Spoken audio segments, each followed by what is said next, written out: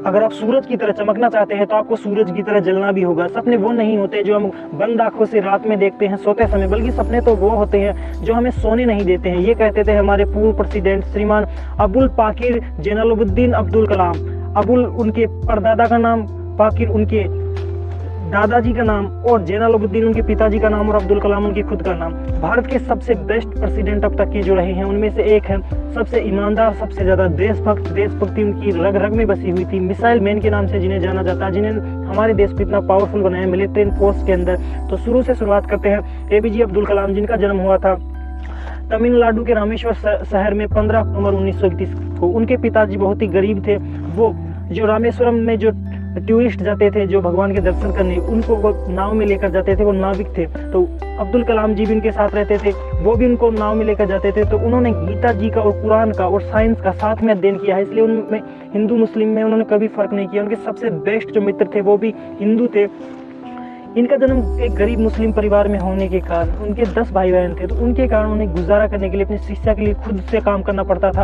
8-10 साल की छोटी उम्र में ही वो साइकिल पे अखबार बेचा करते थे, और उनमें जिज्ञासा इतनी सीखने की कि जो जब वो अखबार बेचते थे तो पढ़ते पढ़ते जाते थे अखबार को, पूरा अखबार रास्ते में पढ़ लेते थे। तो हम बहाने बनाते हैं कि हमारे पास सोर्स नहीं है, ये कमी है, वो कमी है, लेकिन अपने अंदर इच्छा होनी चाहिए।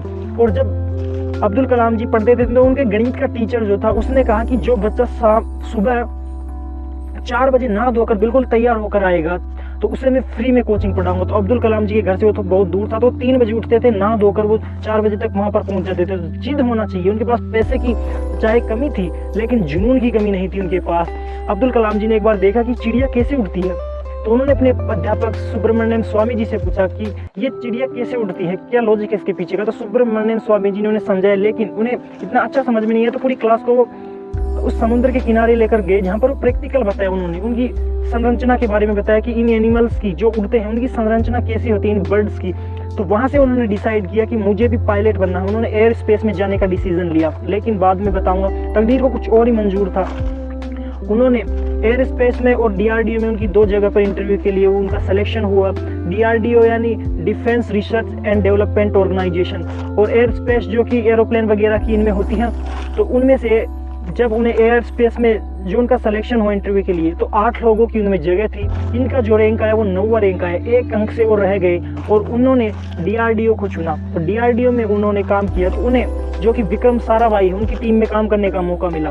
विक्रम साराभाई ने उन्हें नासा भेजा उनके टैलेंट को देखकर कि ये बंदा बहुत ही टैलेंटेड है, इसे और सिखाना चाहिए। तो 6 महीने की ट्रेनिंग के लिए वो नासा गए। नासा में जब नासा जो कि अमेरिका में पड़ता है, जो कि सबसे बेस्ट देश है और बेस्ट इंस्टीट्यूट है अब तक का जो कि मिसाइल्स के बारे में, तो उन्होंने जब उनका टैलेंट देखा तो वो भी हैरान हो गई, क्या बंदा है, कितना टैलेंट है इसमें। तो उन्होंने उन्हें ऑफर दिया 5 गुना हम आपको सैलरी ज्यादा देंगे जितना आपको इंडिया में मिलता है, आपको अमेरिकन सिटीजनशिप देंगे, यहीं आप किसी अंग्रेजनी से, किसी गोरी से शादी करके आप सेट हो जाइए।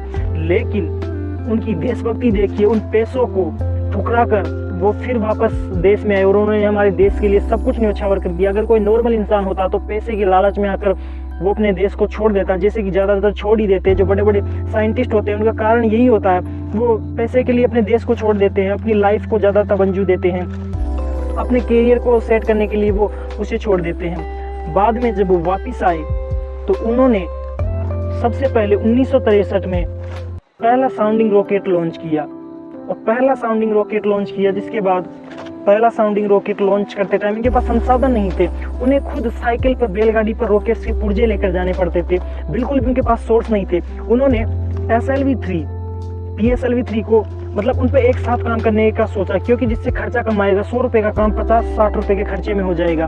बाद में उन्होंने 10 साल तक कंटिन्यूसली काम किया। 1969 से लेकर 1990 तक 10 साल में उन्होंने सिर्फ 2 ही छुट्टियां ली, जो कि एक उनकी पिताजी के देहांत पर और एक उनकी माताजी के देहांत पर। आप सोच सकते हैं, कोई होली, कोई दीपावली नहीं, कोई वीकेंड नहीं, कोई हैप्पी न्यू ईयर नहीं, कुछ नहीं, पूरा अपने देश के प्रति समर्पित। इसलिए उन्हें मिसाइल मैन भी कहा जाता है। और जब उन्होंने SLV-3 को लॉन्च किया तो फेल हो गए। तो SLV-3 को लॉन्च करने पर जब वो फेल हुए तो मीडिया के सामने जब वो गए तो उन पर ज्यादा घबराए हुए थे, घबराहट उन पर छाई हुई थी, क्योंकि वही उस समय के ऑपरेशन डायरेक्टर थे, उनके अंडर ही वो ऑपरेशन हुआ था SLV-3 का। तो उनके जो सीनियर थे प्रोफेसर धवन, उन्होंने मीडिया का सवाल जवाब का उन्होंने रेस्पॉन्सिबिलिटी ली इस फेलियर की, कि ये टीम बहुत ही ज़बरदस्त है और ये अगले 1 साल में इस मिशन को, इस SLV-3 को दोबारा सक्सेस करके दिखाएगी। और उन्होंने अपने ऊपर उसकी फेलियर की जिम्मेदारी ली और जब अगले साल वो काम सक्सेस हुआ तो उन्होंने माइक डॉक्टर अब्दुल कलाम को दे दिया। तो वहाँ से वो इन्फ्लुएंस हुए उनकी लीडरशिप को देखकर, सतीश धवन जी की लीडरशिप को देखकर उन्होंने सीखा कि लीडरशिप आखिर होती क्या है, कि सफलता में तो सभी लोग अपनी वाहवाही लूटने के लिए आगे आ जाते हैं, लेकिन सच्चा लीडर वो है। अब्दुल कलाम जी अपने एक इंटरव्यू में बताते हैं कि जो फेलियर्स को खुद ऑब्जर्व करे और जो सक्सेस है उसका क्रेडिट अपनी टीम को दे दे। अब्दुल कलाम जी ने 1981 में उनको पद्म विभूषण से सम्मानित किया गया। 1982 में उन्हें DRDO का डायरेक्टर बना दिया गया। उन्होंने आकाश को सक्सेसफुली लॉन्च कर दिया था, नाग को सक्सेसफुली लॉन्च कर दिया था, लेकिन जो अग्नि मिसाइल थी उसको लॉन्च करने में उनको दिक्कत हो रही थी, बार बार वो फेल हो रहा था। तो 1989 में उन्हें पर सवाल उठने लगे। उसके बाद भी उन्होंने हार नहीं मानी, बार बार फेलियर होने के बाद भी उन्होंने फिर बाउंस बैक किया और उन्होंने 1989 के एंड में उसे भी सक्सेसफुल कर दिया।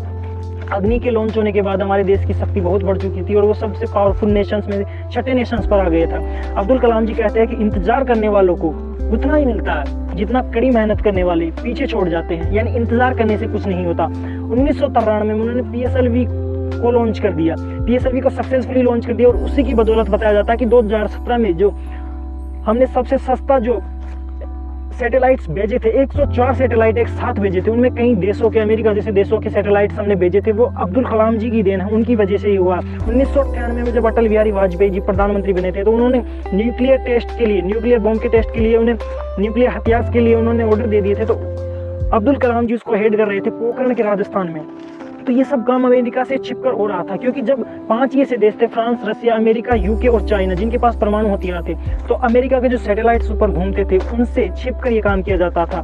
तो अब्दुल कलाम जी ने सभी जो साइंटिस्ट थे उनके फौजियों की ड्रेसें पहनाई ताकि उनको लगे कि ये सिर्फ फौजी है सैटेलाइट्स पे। और वो जब दूसरा सैटेलाइट चेंज होता था, एक सैटेलाइट इधर आता था, दूसरा उधर जाता था, तो उस बीच में जो टाइमिंग मिलता था उसमें वो काम करते थे, रात में वो काम करते थे ताकि कानों कान खबर नहीं हो किसी को भी। और उन्होंने बाद में जाकर इसको सक्सेसफुली लॉन्च किया और भारत की ताकत को इतना बड़ा बना दिया कि दुनिया के सबसे शक्तिशाली देशों में उनका नाम गिने जाने लगा।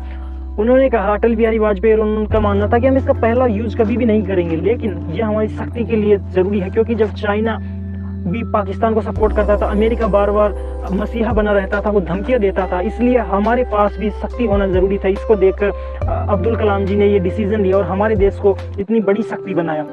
1999 में जब वो रिटायर्ड हुए तो हमारे जो प्रधानमंत्री थे अटल बिहारी वाजपेयी जी, उन्होंने उन्हें प्रपोजल दिया, क्योंकि उनकी ईमानदारी को, देशभक्ति को देखकर उन्होंने कहा कि हम आपको अपने मंत्रिमंडल में, यानी अपनी पार्टी में शामिल करना चाहते हैं, क्योंकि आप, उनको पता था कि वो गजब के लीडर है, गजब की उनकी देशभक्ति है, कोई उनमें भ्रष्टाचार नहीं है। इसको देखकर उन्होंने उन्हें प्रस्ताव दिया, लेकिन उन्होंने उनसे कहा कि मैं एक दिन का समय चाहता हूँ, और उसके बाद उन्होंने मना कर दिया। उनका कारण भी उन्होंने मिलकर उन्हें समझाया कि मैं अपने देश को आगे बढ़ाना चाहता हूँ, मैं अब जो अपनी युवा पीढ़ी है, जो बच्चे हैं स्कूल्स में, कॉलेज में पढ़ रहे हैं, उनको प्रेरित करना चाहता हूँ कैसे वो अपने भारत को विकसित बनाए, यही मेरा एम है। और उनका लक्ष्य था कि 2020 तक भारत सफल हो, विकसित देश बने। उसके बाद वो अन्नामलाई यूनिवर्सिटी में उन्होंने अपनी टीचिंग का काम शुरू कर दिया, लोगों को पढ़ाने का काम। उसके बाद में अटल बिहारी वाजपेयी जी ने उनका नाम प्रेसिडेंट के लिए इलेक्ट किया और उन्हें बताया फोन कर कर कि हम आपको, प्रधानमंत्री जी ने बताया कि हम आपको राष्ट्रपति के इलेक्शन के लिए, यानी उसके लिए आपका नामांकन करना चाहते हैं, उनमें आपका एक सदस्य का नाम करना चाहते हैं, तो प्लीज आप इस बार मना मत कीजिए। तो उन्होंने कहा कि मैं आपको 1 घंटे में जवाब दूंगा, और 1 घंटे के बाद उन्होंने बताया कि वो इस बात के लिए राजी है और वो हमारे प्रेसिडेंट बने, 11वें प्रेसिडेंट। 2002 से लेकर 2007 तक उन्होंने प्रेसिडेंट की पोस्ट पर काम किया। जब वो प्रेसिडेंट थे तो एक बार उन्होंने अपनी फैमिली को इनवाइट किया खाने पर, तो जो उनकी फैमिली थी, खुद की तो फैमिली नहीं थी, उन्होंने कभी शादी नहीं की, पूरा अपना जो फोकस है अपने देश के लिए लगा दिया। क्योंकि जब एक बार वो काम कर रहे थे, जब वो 30-31 साल के थे, यानी अपनी यंग एज में थे, तो उन्हें सगाई का प्रस्ताव, उनका सगाई फिक्स हो गया था। तो उनकी जो सगाई की डेट थी, वो अपने काम में इतने बिजी थे किसी रॉकेट को लॉन्च करने में, तो सगाई को भूल गए, वो गए नहीं वहां पर। देखिए उनकी देशभक्ति, देखिए अपने देश के लिए जुनून, देखिए उनका। तो उसके बाद उन्होंने फिर शादी की भी नहीं।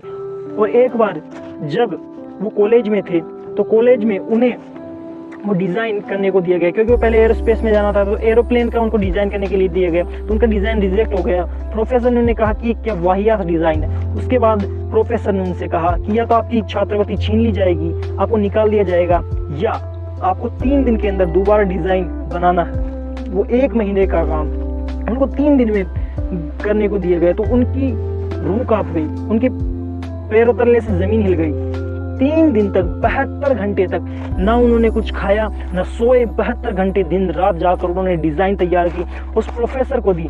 तो वो प्रोफेसर भी, उनकी आंखों में आंसू आ गए कि वाह क्या आदमी हो तुम आगे जाकर बहुत बड़ा काम करोगे। और वो जो काम उन्होंने किया उसको आप सभी जानते हैं। जब उनकी फैमिली पॉइंट पर दोबारा आते हैं, यानी उनके जो भाई थे सबकी फैमिली 10 भाई थे, तो उनके जो भी फैमिली थे वो 8 दिन तक राष्ट्रपति भवन में रहे। तो उन्होंने जो अपने असिस्टेंट था उनसे कहा कि इनके चाय से लेकर पानी से लेकर जितना भी खर्चा होता है उन्हें पूरे लिखिए। और उनका जो खर्चा हुआ टोटल 3,52,000 रुपए का हुआ था। तो उन्होंने कहा कि ये मैं अपने खुद की सैलरी से दूंगा, क्योंकि राष्ट्रपति की जिम्मेदारी होती है सरकार की, ना कि पूरे घर बार की।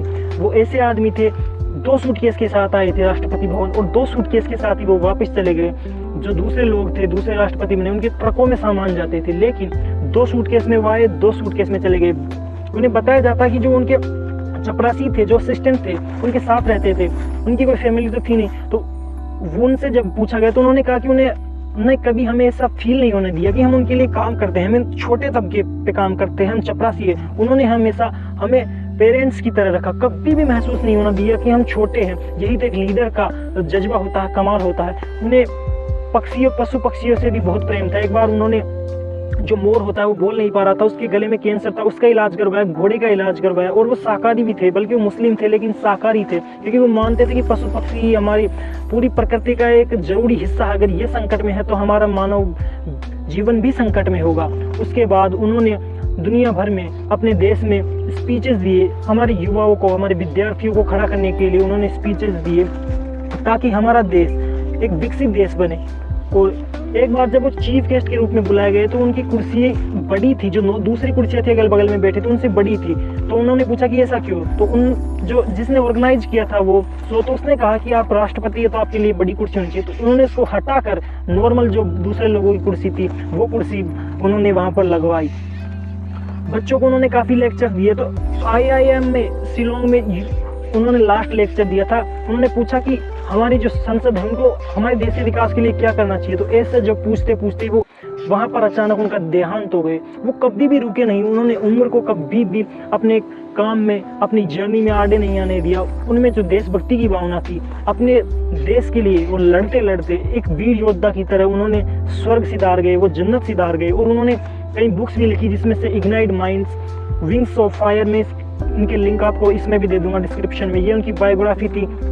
26 मई को जब वो स्विट्जरलैंड गए थे, जो कि इतना विकसित देश है, तो वहां पर जब वो एक बार टूर पर गए थे तो उसको स्विट्जरलैंड के निवासी साइंस डे के रूप में बनाते हैं। जो 15 अक्टूबर उनका एक डेट ऑफ बर्थ था, उनको यूनाइटेड स्टेट यानी अमेरिका में उन्हें स्टूडेंट डे के नाम से मनाया जाता है। 2020 तक भारत को उनका विकसित बनाने का सपना था कि हमारा देश भी विकसित बने। तो उनके सपने को ही हमारा भी यही सपना है कि हमारा देश विकसित बने। इसके लिए ही हम ऐसे वीडियोस बनाते हैं, रिसर्च करते हैं, इतनी मेहनत करते हैं। तो प्लीज़ आप 5 सेकंड का समय निकाल कर लाइक जरूर कीजिए अगर आपको ये वीडियो पसंद आया हो। अगर पसंद नहीं आया तो प्लीज़ अनलाइक कीजिए, हमें सपोर्ट कीजिए, हमें मोटिवेट कीजिए, ताकि हम मिलकर इस देश को बदल सके, इस देश में योगदान कर सके, हमारा देश भी दूसरे देशों की तरह विकसित हो। क्योंकि ये एक आदमी का काम नहीं है। और अब्दुल कलाम जी, जिन्होंने हिंदू मुसलमान हर धर्म से उठकर राष्ट्रीयता का धर्म अपनाया, उनके सपने को हम पूरा कर सके। नेक्स्ट वीडियो किस टॉपिक पर आप चाहते हैं कमेंट में जरूर लिखिए और इस वीडियो को शेयर कीजिए। अब्दुल कलाम जी के बारे में लोगों को जानना चाहिए और चैनल को जरूर सब्सक्राइब करें। जय हिंद, जय भारत।